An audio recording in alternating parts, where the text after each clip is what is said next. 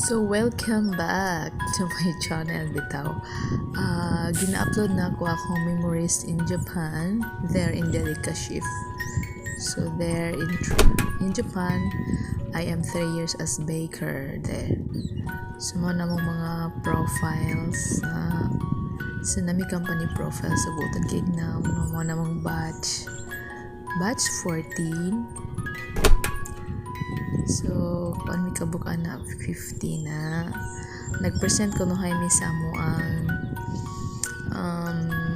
dreams, charot. After 3 years, usa ko na mong ipundar, balay ba or bake shop. So, akong ibutan na is bake shop. I guess ang bake shop is mabukat na panahon po. Mo na siya among mga kauban nag-present sa among mga gipang buhat sa among dreams, charot lang. So, our 15 there, 14 batch. Okay, in washing area, mag-wash mi sa mga utensils, sa mga baking or sa panggamit sa pan. Muna among araiba or washing area. So, in Japan, that's araiba area nila. Okay, naka-eyeglass yun. Ako dahil naka-eyeglass ko. Proceed to the bread making, guys.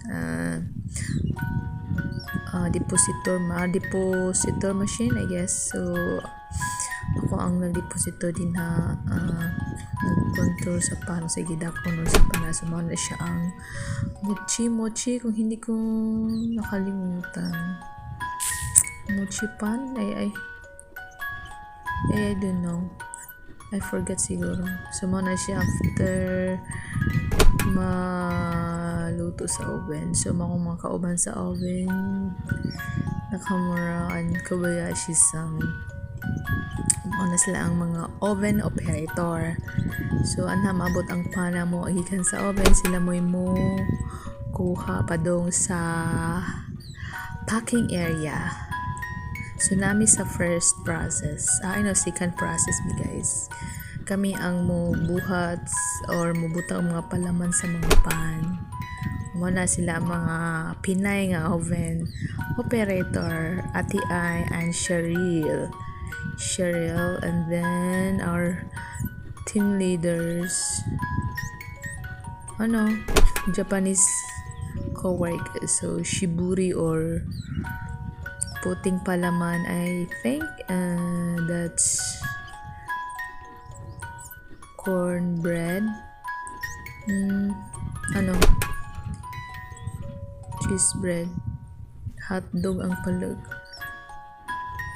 that making design in the bread,